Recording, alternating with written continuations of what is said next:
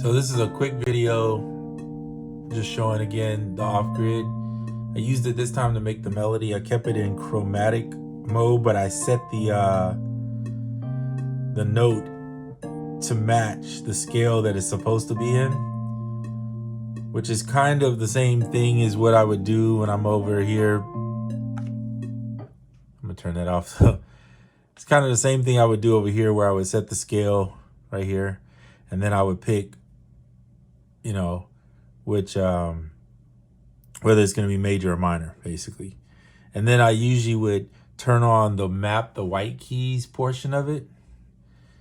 But I realized with this, if I know the scale, then all I have to do is pick the note, right? And then technically, if I hit this, I could just leave it in chromatic, because the major and the minor. So here, check this out. So the major is this note, this note, this note, this note, this note, this. So you just memorize it. It's pretty simple. The ones that are lit right here, this is to move forward and backwards, but right here are all the notes in the scale. So it doesn't matter if I shift up an octave or not, it's the same notes all the way through and through. So this is your minor scale. So if you just learn these two, you got two of the scale, the main scales that most people use anyway, down. And then of course, if you got a scale you want to try out that's different, you could always go back and get real fancy and use some of the other scales. But for now, put it in the note that you want it to be. And then what I did was I came up with these chords. I used chord jam this time, which I usually don't use, but I just wanted to mess with something a little different. Plus it was pretty quick to do it. It didn't take that long at all. Threw together these little simple chords that set the key for me, or the standard. If you've ever used chord jam, you pretty much just put in your root note of what the scale is going to be, then pick the scale type. Then you can pick like the chord type. Like I use major sevenths. I adjust my time there because I don't want it to be like, I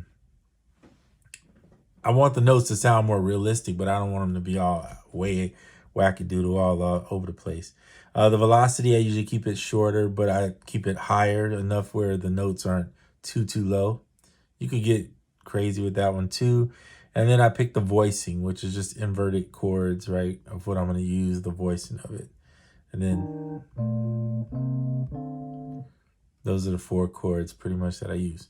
Anyway, here's the, let's see if I can just do that.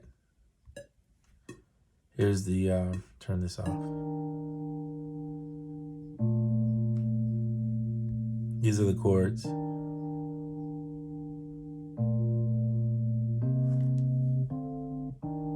Just repetitive right there. Then what I did was, now I did that, and then I said, okay, I want to play the melody. So like I showed you before, I set up the chord there, press this button, and you'll see I didn't do it this way. I did it in chromatic because, like I said, once you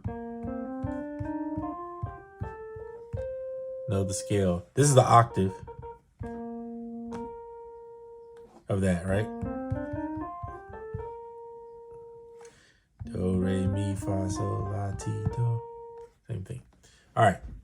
So then I played it in. And this was my first time really recording, I think, with it, where I recorded like kind of a melody line, so to speak. So check this out. Let's see. I'm not going to do it live to record it. It's the same thing. But it works really well on this, because you'll see here this is the instrument side. I used the first one on the instrument side. And so now, let's see, it should play.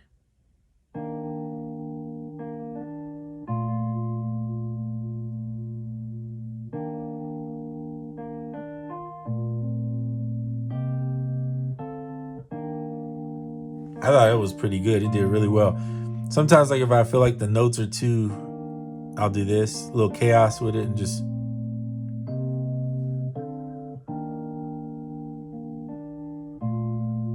to give it some variation in it. It's almost like adjusting the velocity. Well, it is adjusting the velocity. It's pretty much just adjusting the velocities for you. And then I'll keep that. There you go. Simple, but fun. So I don't do endings. I know somebody was mentioning that. I'm not a fancy type person. I'm going to end it here. I'll stop the music if that helps. And then that's it for this video.